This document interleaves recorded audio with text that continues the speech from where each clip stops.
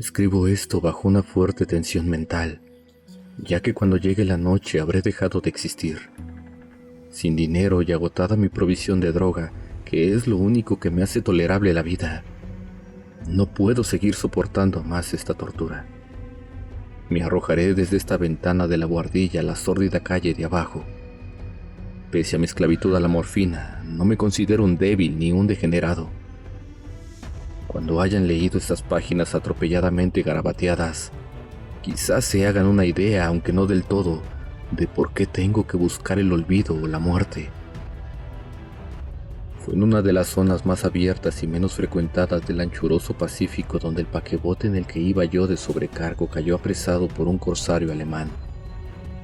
La Gran Guerra estaba entonces en sus comienzos, y las fuerzas oceánicas de los hunos aún no se habían hundido en su degradación posterior. Así que nuestro buque fue capturado legalmente y nuestra tripulación tratada con toda la deferencia y consideración debidas a unos prisioneros navales. En efecto, tan liberal era la disciplina de nuestros opresores que 5 días más tarde conseguí escaparme en un pequeño bote con agua y provisiones para bastante tiempo. Cuando al fin me encontré libre y a la deriva, tenía muy poca idea de cuál era mi situación. Navegante poco experto, solo sabía calcular de manera muy vaga por el sol y las estrellas que estaba algo al sur del Ecuador. No sabía en absoluto en qué longitud y no se divisaba isla ni costa alguna. El tiempo se mantenía bueno y durante incontables días navegué sin rumbo bajo el sol abrasador, con la esperanza de que pasara algún barco o de que me arrojaran las olas a una región habitable. Pero no aparecían ni barcos ni tierra, y empecé a desesperar en mi soledad, en medio de aquella ondulante e ininterrumpida inmensidad azul. El cambio ocurrió mientras dormía. Nunca llegué a conocer los pormenores, porque mi sueño, aunque poblado de pesadillas, fue ininterrumpido. Cuando desperté finalmente, descubrí que me encontraba medio succionado en una especie de lodazal viscoso y negruzco que se extendía a mi alrededor, con monótonas ondulaciones hasta donde alcanzaba la vista, en la cual se había adentrado mi bote cierto trecho. Aunque cabe suponer que mi primera reacción fuera de perplejidad ante una transformación del paisaje tan prodigiosa e inesperada, en realidad sentí más horror que asombro, pues había en la atmósfera y en la superficie putrefacta una calidad siniestra que me heló el corazón. La zona estaba corrompida de peces descompuestos y otros animales menos identificables que se veían emerger en el cieno de la interminable llanura. Quizá no debo esperar transmitir con meras palabras la indecible repugnancia que puede reinar en el absoluto silencio y la estéril inmensidad. Nada alcanzaba a oírse, nada había a la vista, salvo una vasta extensión de légamo negruzco. Si bien la absoluta quietud y la uniformidad del paisaje me producían un terror nauseabundo. El sol ardía en el cielo que me parecía casi negro por la cruel ausencia de nubes. Era como si reflejase la ciénaga tenebrosa que tenía bajo mis pies. Al meterme en el bote encallado, me di cuenta de que solo una posibilidad podía explicar mi situación. Merced a una conmoción volcánica, el fondo oceánico había emergido a la superficie, sacando a la luz regiones que durante millones de años habían estado ocultas bajo insondables profundidades de agua. Tan grande era la extensión de esta nueva tierra emergida debajo de mí, que no lograba percibir el más leve rumor de oleaje, por mucho que aguzaba el oído. Tampoco había aves marinas que se alimentaran de aquellos peces muertos. Durante varias horas estuve pensando y meditando sentado en el bote, que se apoyaba sobre un costado y proporcionaba un poco de sombra al desplazarse el sol en el cielo. A medida que el día avanzaba, el suelo iba perdiendo pegajosidad, por lo que en poco tiempo estaría bastante seco para poderlo recorrer fácilmente. Dormí poco esa noche, y al día siguiente me preparé una provisión de agua y comida, a fin de emprender la marcha en busca del desaparecido mar y de un posible rescate. A la mañana del tercer día comprobé que el suelo estaba bastante seco para andar por él con comodidad. El hedor a pescado era insoportable. pero me tenían preocupado cosas más graves para que me molestase este desagradable inconveniente, y me puse en marcha hacia una meta desconocida. Durante todo el día caminé constantemente en dirección oeste, guiado por una lejana colina que descollaba por encima de las demás elevaciones del ondulado desierto. Acampé esa noche y al día siguiente proseguí la marcha hacia la colina, aunque parecía escasamente más cerca que la primera vez que la descubrí. Al atardecer del cuarto día llegué al pie de dicha elevación, que resultó ser mucho más alta de lo que me había parecido de lejos. Tenía un valle delante que hacía más pronunciado el relieve respecto al resto de la superficie. Demasiado cansado para emprender el ascenso, dormí a la sombra de la colina. No sé por qué mis sueños fueron extravagantes esa noche, pero antes que la luna menguante, fantásticamente gibosa, hubiese subido muy alto por el este de la llanura, me desperté cubierto de un sudor frío, decidido a no dormir más. Las visiones que había tenido eran excesivas para soportarlas otra vez. A la luz de la luna comprendí lo imprudente que había sido al viajar de día. Sin el sol abrasador, la marcha me habría resultado menos fatigosa. De hecho, me sentí de nuevo lo bastante fuerte para acometer el ascenso que por la tarde no había sido capaz de emprender. Recogí mis cosas e inicié la subida a la cresta de la elevación. Ya he dicho que la ininterrumpida monotonía de la ondulada llanura era una fuente de un vago horror para mí. Pero creo que mi horror aumentó cuando llegué a lo alto del monte y vi, al otro lado, una inmensa cima o cañón, cuya oscura concavidad aún no iluminaba la luna. Me pareció que me encontraba en el borde del mundo, escrutando desde el mismo canto hacia un caos insondable de noche eterna. En mi terror se mezclaban extraños recuerdos del paraíso perdido y la espantosa ascensión de Satanás a través de remotas regiones de tinieblas. Al elevarse más la luna en el cielo, empecé a observar que las laderas del valle no eran tan completamente perpendiculares como había imaginado.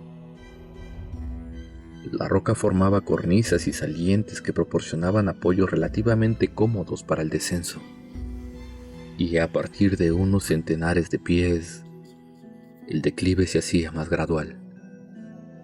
Movido por un impulso que no me es posible analizar con precisión, bajé trabajosamente por las rocas hasta el declive más suave, sin dejar de mirar hacia las profundidades estigias donde aún no había penetrado la luz.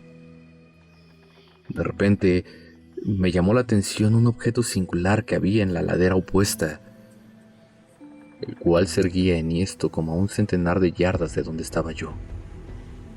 Objeto que brilló con un resplandor blanquecino al recibir de pronto los primeros rayos de la luna ascendente.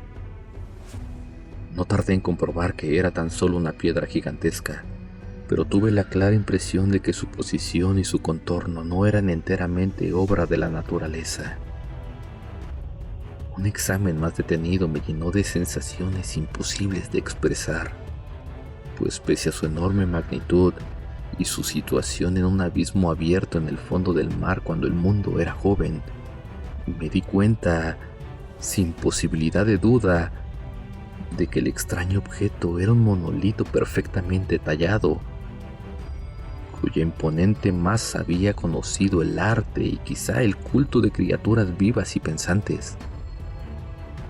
Confuso y asustado, aunque no sin cierta emoción de científico o de arqueólogo, examiné mis alrededores con atención. La luna, ahora casi en su cenit, asomaba espectral y vívida por encima de los gigantescos peldaños que rodeaban el abismo y reveló un ancho curso de agua que discurría por el fondo formando meandros, perdiéndose en ambas direcciones y casi lamiéndome los pies donde me había detenido.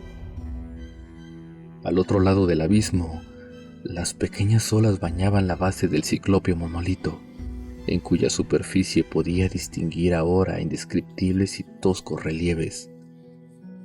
La escritura pertenecía a un sistema de jeroglíficos desconocidos para mí, distinto de cuantos yo había visto en los libros y consistente en su mayor parte en símbolos acuáticos esquematizados tales como peces, anguilas, pulpos, crustáceos, moluscos, ballenas y demás. Algunos de los caracteres representaban evidentemente seres marinos desconocidos para el mundo moderno, pero cuyos cuerpos en descomposición había visto yo en la llanura surgida del océano. Sin embargo, fueron los relieves los que más me fascinaron, claramente visibles al otro lado del curso de agua.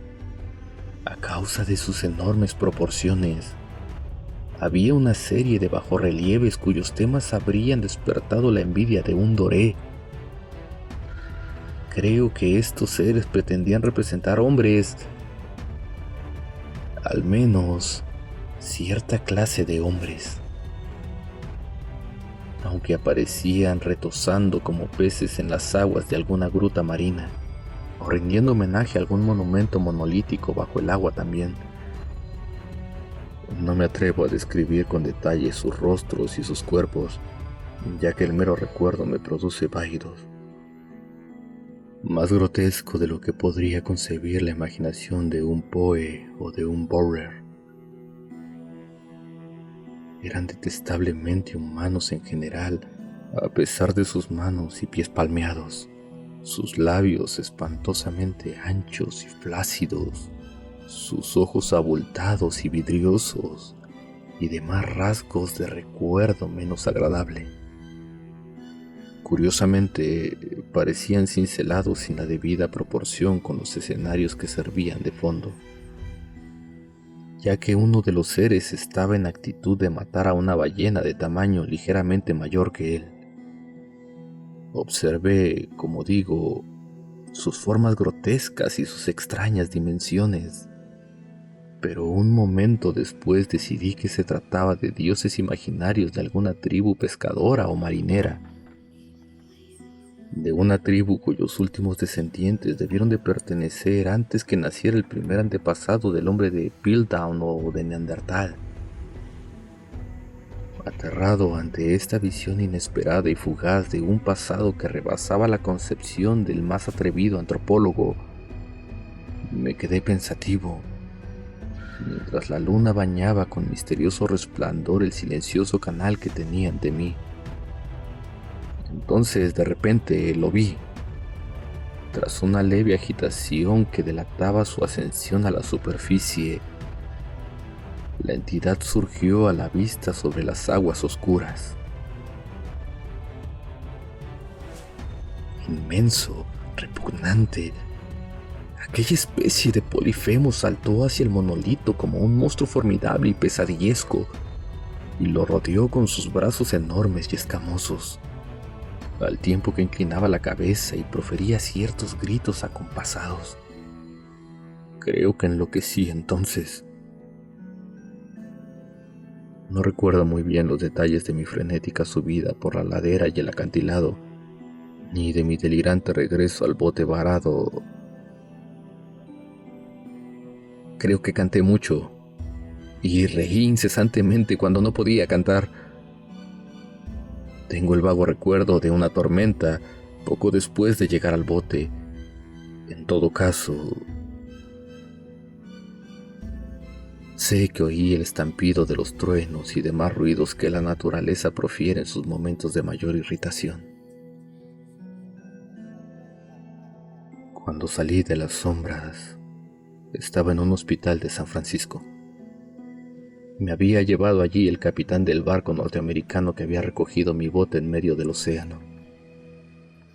Hablé de muchas cosas en mis delirios, pero averigüé que nadie había hecho caso de las palabras.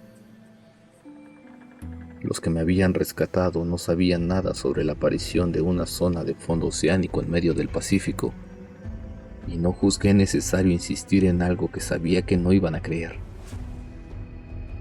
Un día fui a ver a un famoso etnólogo y lo divertí haciéndole extrañas preguntas sobre la antigua leyenda filistea en torno a Dagón, el dios pez. pero enseguida me di cuenta de que era un hombre irremediablemente convencional y dejé de preguntar. Es de noche, especialmente la luna se vuelve gibosa y menguante cuando veo a ese ser. He intentado olvidarlo con la morfina, pero la droga solo me proporciona una sensación transitoria y me ha atrapado en sus garras, convirtiéndome irremediablemente en su esclavo. Así que voy a poner fin a todo esto, ahora que he contado lo ocurrido para información o diversión desdeñosa de mis semejantes. Muchas veces me pregunto si no será una fantasmagoria, un producto de la fiebre que sufrí en el bote a causa de la insolación cuando escapé del barco de guerra alemán. Me lo pregunto muchas veces, pero siempre se me aparece en respuesta una visión monstruosamente vívida. No puedo pensar en las profundidades del mar sin estremecerme ante las espantosas entidades que quizá en este instante se arrastran y se agitan en su lecho fangoso, adorando a sus antiguos ídolos de piedra y esculpiendo sus propias imágenes detestables en obeliscos submarinos de mojado granito. Pienso en el día que emerjan de las olas y se lleven entre sus garras de vapor humeantes a los endebles restos de la humanidad exhausta por la guerra, en el día en que se hunda la tierra y emerja el fondo del océano en medio del universal pandemonio. Se acerca el fin. Oigo ruido en la puerta, como si forcejease en ella un cuerpo inmenso y resbaladizo. No me encontrarán. Dios mío, esa mano. La ventana. ¡La ventana!